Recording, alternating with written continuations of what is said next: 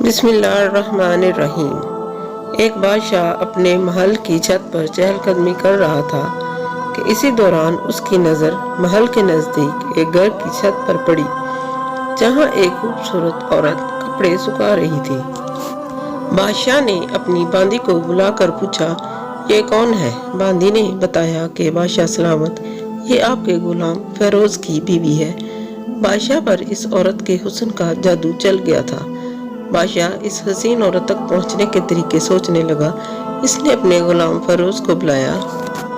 جب فیروز حاضر ہوا تو بادشاہ کہنے لگا کہ فیروز، ہمارا یہ خط فلاں ملک کے بادشاہ کو دے آؤ، اور ہاں، اس کا جواب بھی ساتھ ہی لے کر آنا۔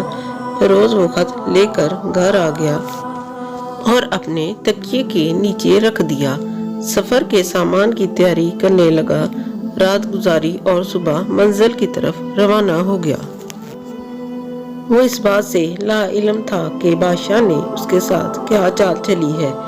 ادھر جیسے ہی فیروز نظروں سے اوجھل ہوا، بادشاہ فیروز کے گھر کے پہنچ گیا اور آہستہ سے فیروز کا دروازہ کھٹکھٹانے لگا۔ فیروز کی بیوی نے دروازے کی آڑ میں سے پوچھا، کون ہے؟ بادشاہ کہنے لگا، میں تمہارے شوہر کا مالک اور بادشاہ ہوں۔ فیروز کی بیوی نے یہ سن کر دروازہ کھول دیا اور بادشاہ اندر آ کر بیٹھ گیا۔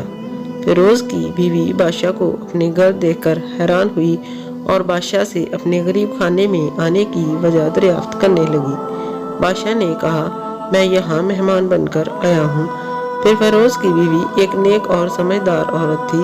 بیوی نے بادشاہ کا مطلب سمجھتے ہوئے کہا، میں اللہ کی پناہ چاہتی ہوں، آپ کے اس طرح آنے میں مجھے کوئی خیر نظر نہیں آتی۔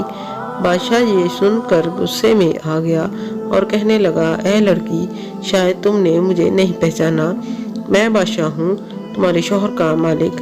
فیروز کی بیوی کہنے لگی، بادشاہ سلامت، میں جانتی ہوں کہ آپ ہی بادشاہ ہیں، لیکن بزرگ کہتے ہیں کہ شیر کو اگرچہ جتنی بھی بھوک لگی ہو، وہ مردار نہیں کھاتا۔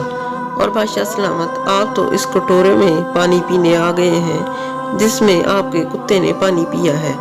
بادشاہ اس کی باتیں سن کر بہت شرمسار ہوا اور اس کو چھوڑ کر واپس چلا گیا، لیکن جلدی میں اپنا رومال وہیں پر بھول گیا۔ یہ سب تو بادشاہ کی طرف سے ہوا۔ اب فیروز کو آدھے راستے میں یاد آیا کہ بادشاہ نے جو خط اسے دیا تھا وہ تو گھر ہی میں چھوڑ آیا ہوں۔ اس نے گھوڑے کو تیزی سے واپس موڑا اور اپنے گھر کی طرف لپکا۔ فیروز اپنے گھر پہنچ گیا تو تکیے کے نیچے سے خط نکالتے وقت اس کی نظر بستر پر پڑے بادشاہ کے رومال پر پڑی، جو بادشاہ جلدی میں بھول گیا تھا۔ یہ دیکھ کر فیروز کا سر چکرا گیا اور وہ سمجھ گیا کہ بادشاہ نے اس کو سفر پر صرف اسی لیے بھیجا ہے کہ وہ اپنا مطلب پورا کر سکے۔ فیروز خط لے کر چل پڑا اور کام ختم کرنے کے بعد بادشاہ کے پاس واپس آ گیا۔ انعام کے طور پر بادشاہ نے اسے کچھ اشرفیاں عنایت فرمائیں۔ وہ اشرفیاں لے کر بازار گیا اور بیوی کے لیے کچھ کپڑے اور سامان خریدا۔ گھر پہنچ کر بیوی کو سلام کیا اور کہا کہ چلو تمہارے میکے چلتے ہیں۔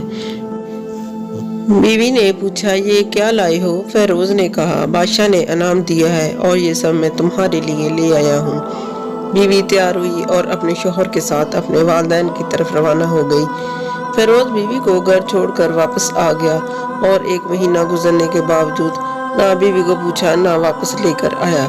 کچھ دنوں بعد فیروز کے سالے اس کے گھر پہنچ گئے اور کہنے لگے، ہماری بہن سے غصے اور ناراضگی کی وجہ بتاؤ، ورنہ ہم تمہیں قاضی کے سامنے پیش کریں گے۔ فیروز کہنے لگا، جیسے تمہاری مرضی، مگر میرے ذمے ایسا کوئی حق نہیں جو میں نے ادا نہ کیا ہو۔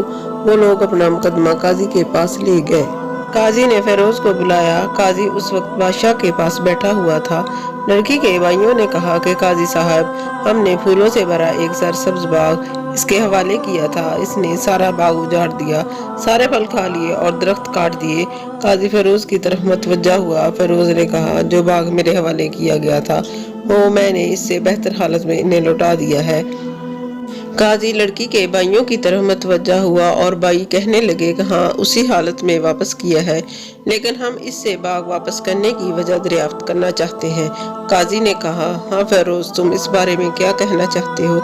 فیروز کہنے لگا، میں باغ کسی بغض یا نفرت کی وجہ سے نہیں چھوڑ رہا، بلکہ اس لیے چھوڑ رہا ہوں کہ ایک دن میں باغ میں داخل ہوا تو میں نے وہاں شیر کے پنجوں کے نشان دیکھے۔